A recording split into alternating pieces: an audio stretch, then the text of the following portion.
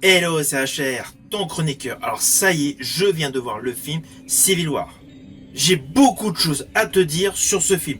Mais avant cela, n'oublie pas, si tu n'es pas abonné, pense à le faire. Let's go!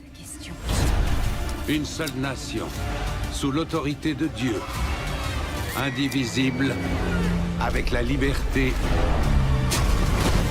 et la justice pour tous.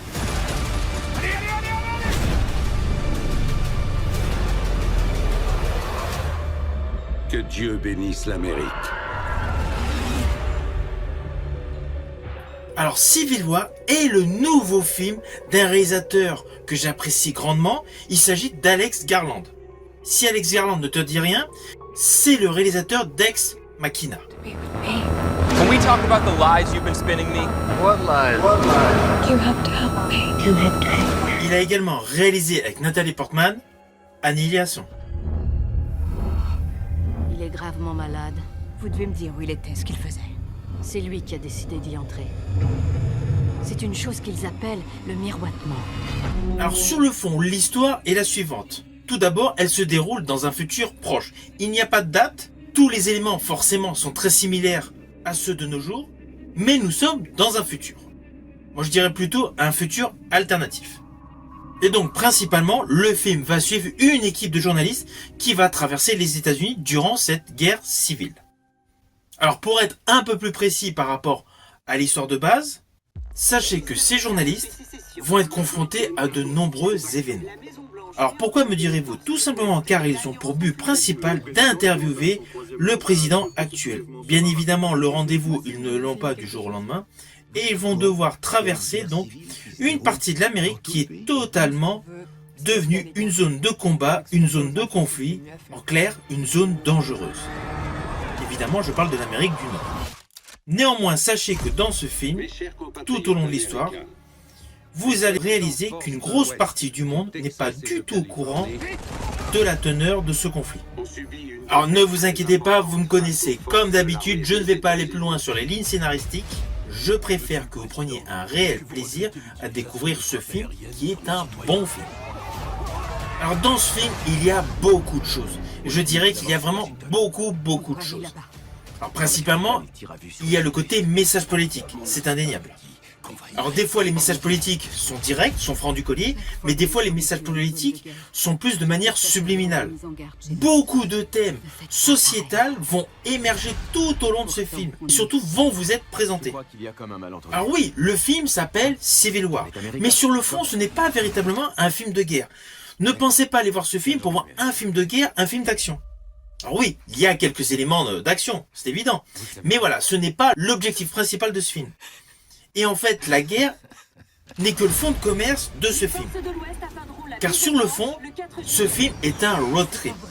Un road trip avec 4 journalistes. 4 journalistes qui vont subir et vivre des événements scabreux, des événements totalement déconcertants, totalement étonnants.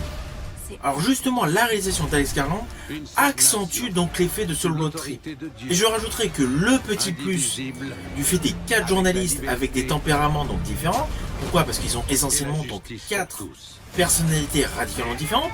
Nous avons donc la jeune fille, nous avons donc la personne qui est d'un certain âge, nous avons donc un homme qui essaye par tous les moyens donc de décontracter l'atmosphère. Et nous avons donc le personnage interprété par Kirsten Dunst, qui elle est la femme de terrain, la journaliste de terrain, qui a une sacrée expérience. De ce fait, donc, les 4 personnages qui vont évoluer tout au long de ce film vont tour à tour affirmer leur raisonnement. Et d'ailleurs, il y a un détail, donc, on va dire, par rapport à la BO, par rapport au niveau sonore de ce film, c'est qu'à chaque fois que les protagonistes vont vivre des événements particuliers, il va y avoir un vrai travail sur la bande sonore. Ce qui est d'ailleurs le cas dès le début de ce film. D'ailleurs, à l'ouverture de celui-ci, nous découvrons donc le président américain qui s'apprête à faire une allocution. Assez rapidement, donc, nous avons un zoom sur le personnage de Kirsten Dunst, qui regarde la télé, donc qui est assise donc, sur un lit, dans une chambre d'hôtel.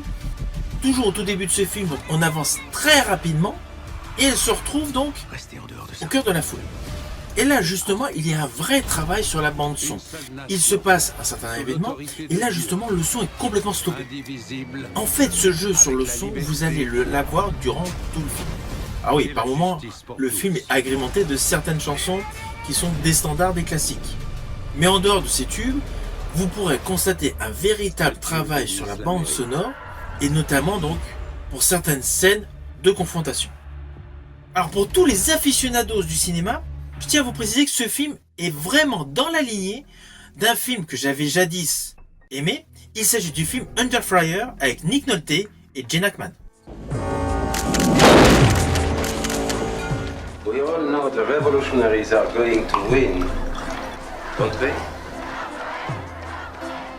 Ce film utilise pleinement tous les paysages de l'Amérique profonde. Alors oui, par moments il y a des CGI, c'est évident. Il y a l'utilisation des VFX, et pour certaines scènes d'action, le make-up est de rigueur.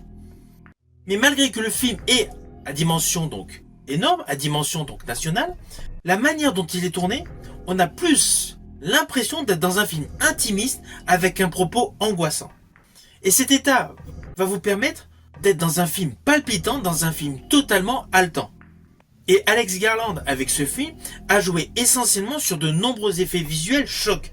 Chaque fois que nous allons découvrir un journaliste, il va y avoir donc un fait, une situation, et Alex Garland, grâce à sa réalisation, on va dire, qui est assez étonnante, va te permettre une immersion au cœur du récit avec des comportements et des attitudes, et surtout des psychologies radicalement différentes. Sans oublier les effets de style durant les différents plans séquences. Alors l'ensemble du casting est bon, certes, notamment je pense à Kirsten Dunst, mais en fait le film ne met pas en avant donc concrètement le casting. C'est plus le propos, le fond de l'histoire. Une histoire radicalement surprenante, radicalement étonnante, qui de surcroît se déroule à l'approche des élections américaines actuelles. Cela confère donc à ce film une capsule temporelle assez particulière. Cependant, il y a de belles scènes d'action, mais ne t'attends surtout pas à un film de guerre à la manière de Horse Soldier. Là, concernant les scènes d'action, ce qui est le plus important, le plus choquant, le plus impressionnant, c'est essentiellement tout ce qui est urbain. Je pense notamment à une certaine scène. Ne t'inquiète pas, je ne vais pas du tout la détailler. Voilà, mais il y a une scène qui est criante de vérité et le réalisme est fou. Mais cela reste sporadique. Les scènes d'action dans ce film Civil War sont sporadiques tout au long du récit. Le film d'Alex Garland joue essentiellement sur l'histoire, la psychologie et surtout le ressenti que tu peux avoir par rapport aux images.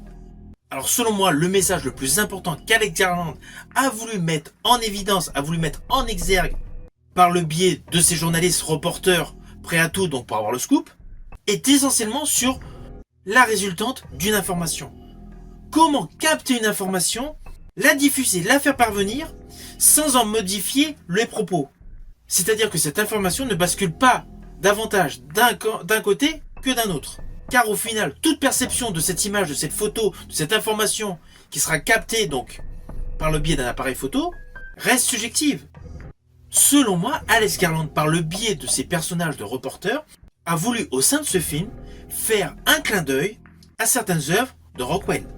Rappelez-vous jadis, la première vision d'une certaine peinture de Rockwell démontrait donc une certaine chose, mais plus l'objectif s'écartait, on s'apercevait que c'était tout autre chose. Et bien là, le message principal que véhicule Alex Garland avec ses protagonistes principaux qui sont des journalistes est la même chose. On a certes une information qui est présentée, une information qui est captée par une photo, une image, mais en fait, reflète-t-elle réellement la véracité de ce que vous découvrez? Est-ce que ce que vous en percevez est réellement la résultante de ce qu'il se produit? Juste ces effets de style d'Alex Garland confèrent à ce film une véritable plus-value et selon moi, c'est un film extrêmement travaillé, extrêmement bien réussi. Même si la majorité des cadrages et les plans séquences sont de facture assez classique. Mais dans ce film, la caméra apporte vraiment du concret à l'histoire au fil scénaristique de Civil War. Alors attention à ce que je vais dire, cela s'apparente à un spoil, mais ce n'est pas vraiment un spoil, c'est plus par rapport à un détail visuel. Il y a une scène donc qui peut paraître anodine dans le film. Nous avons donc le personnage interprété par Kirsten Dunst qui essuie donc la banquette arrière du véhicule presse. Je ne vous précise pas donc ce qui s'est passé avant et ce qui se passe juste après. C'est juste par rapport à ce détail visuel. C'est une scène anodine, mais juste le jeu de l'actrice, à ce moment-là, vous engage à avoir beaucoup d'émotions. Son jeu d'actrice, son talent d'actrice est parfaitement démontrée à cet instant T. C'est une scène simpliste, c'est évident. Mais la lassitude qu'elle démontre au moment d'essuyer cette banquette vous donne réellement l'occasion de vous croire à ses côtés dans cette guerre civile. Vous voyez, ce n'était pas un grand spoil. Tous.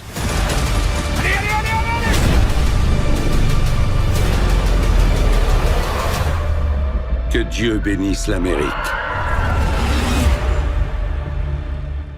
Alors au final, c'est un film que je t'invite à découvrir au cinéma.